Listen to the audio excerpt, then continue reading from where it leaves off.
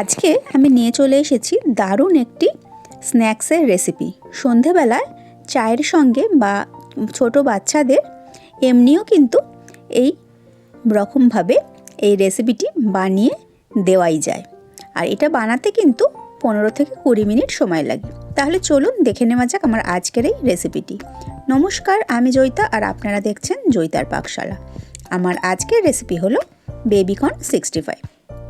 এই বেবিকর্ন 65 বানানোর জন্যে প্রথমে আমি এখানে বেশ কিছুটা পরিমাণ বেবিকর্ন নিয়ে নিয়েছি। বেবিকর্নগুলোকে ভালো করে ধুয়ে পরিষ্কার করে নিয়েছি। তারপর বেবিকর্নগুলোকে আমি একটা ছুরির সাহায্যে ছোট ছোট টুকরো করে কেটে নিচ্ছি। সমস্ত বেবিকর্নগুলোকে এইরকম ছোট ছোট টুকরো করে কেটে নিয়ে তারপর আমি এই বেবিকর্নগুলোকে ম্যারিনেট করব। দেখুন আমার বেবিকর্নগুলো সমস্ত ছোট ছোট টুকরো করে কাটা হয়ে গেছে। এবার সমস্ত বেবিকর্নগুলোকে আমি একটা পাত্রের মধ্যে নিয়ে নিয়েছি। এবার এর মধ্যে আমি একে একে মিশাচ্ছি। ছোট চামচের 2 চামচ আমি এখানে দিয়েছি কর্নফ্লাওয়ার, ছোট চামচের 2 চামচ আমি এখানে ব্যবহার করেছি ময়দা। এছাড়াও আমি এখানে দিয়েছি পরিমাণ মতো নুন।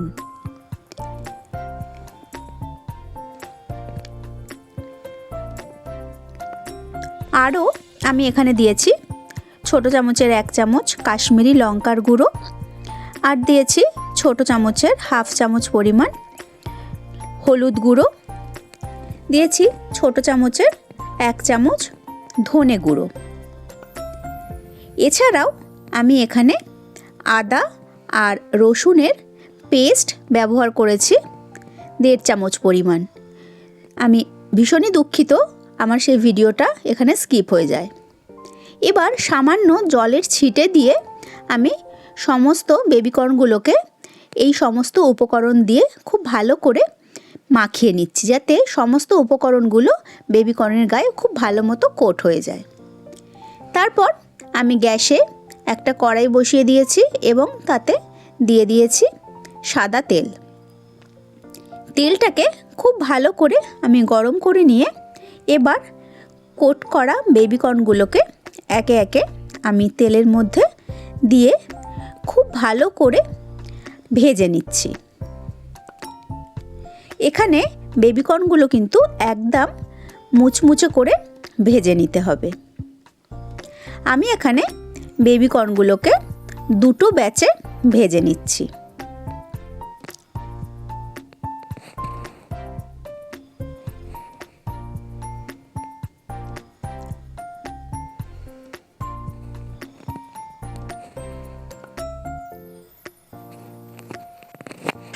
দেখুন বেবিকর্নগুলো কিন্তু বেশ সুন্দর লাল লাল হয়ে ভাজা হয়ে গেছে। এবার আমি বেবিকর্নগুলোকে তেল থেকে তুলে নিয়ে ওই একই রকমভাবে সেকেন্ড ব্যাচের বেবিকর্নগুলোকেও ভেজে নিচ্ছি। সমস্ত বেবিকর্নগুলো একই রকমভাবে মুচমুচে করে লাল লাল করে ভেজে নিয়েছি। এবার কড়াইয়ের মধ্যে যেটুকু তেল ছিল সেই তেলের মধ্যে আমি এখানে দিয়ে দিয়েছি কিছুটা পরিমাণ কারি পাতা, আর দিয়েছি এখানে আমি 1 চামচ পরিমাণ রসুন কুচি আর একটা কাঁচা লঙ্কা। এই সমস্ত কিছুকে একদম লো ফ্লেমে আমি একটু ভালো করে ভেজে নিচ্ছি, যাতে রসুনটাও ভালো মতো একটু ভাজা ভাজা হয়ে যায় আর কাঁচা লঙ্কাটাও যাতে ভাজতে ভাজতে গায়ে একটা সুন্দর স্পট চলে আসে।